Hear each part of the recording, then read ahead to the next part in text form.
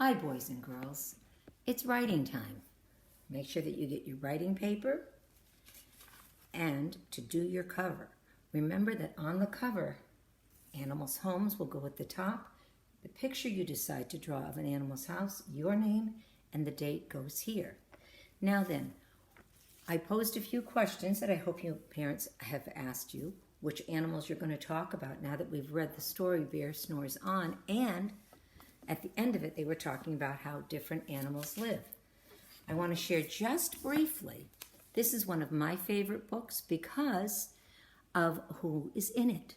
Mrs. D lives at Winnipesaukee, and I have loons that sing every night out in the water. Now, loons need lake. They need water. They also need ground because if you notice, this loon right here is sitting on her nest. And her nest is right at the edge of the water. So if I were to choose to write about the loons in my book about animal homes, I would definitely have to include the fact that this mother loon carries her baby on her back until it's old enough to swim on its own. Or maybe when I go to draw the picture, I might just want to draw the mom and dad. They're beautiful black and white birds with, yes, red eyes. But then, of course, we are talking about their homes. Their home is the lake, and they build their nest literally on a small piece of land right at the edge of the lake. So that's a beautiful, beautiful nest. Now, she's sitting on the eggs right now, and they always lay them in the spring. So right now, I know up at the lake, this is what they're busy doing. So when I go to write about animals, I've decided that I might write about the loons. When you get your paper, you can wait to draw your picture until after you've written what you want to write in here. Today we're going to do a little bit of the writing together. Now, as I go to write this, I'm going to say the, we know how to spell the, don't we? T-H, make sure the first letter is a capital. The loon, and the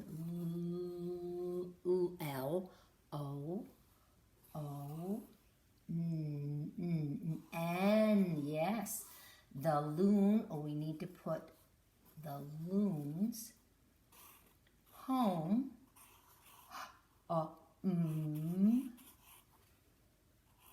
is, oh, that's one of our sight words, is in a, now let's sound out lake. Are you ready? Let's try it. Ooh, ooh. What do you hear? Ooh, ooh, ooh, L-A, k, k, k, k. Now we could put a C or we could put a K because both letters make that sound. So ooh, k, but in the word lake, it is a K. Now, this is kindergarten spelling.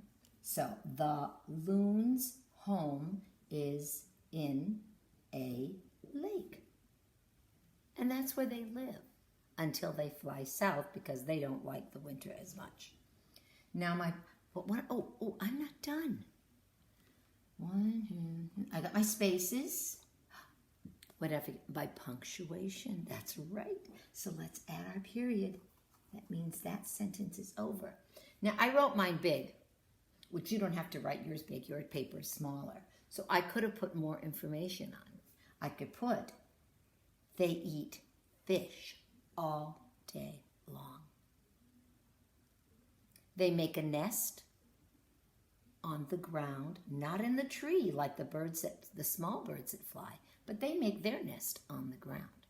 So when I go to make my picture, I'm going to draw my loon. And remember that the loon has a very long beak, and he has a big round head with a long neck, and he is a very, very, very large bird.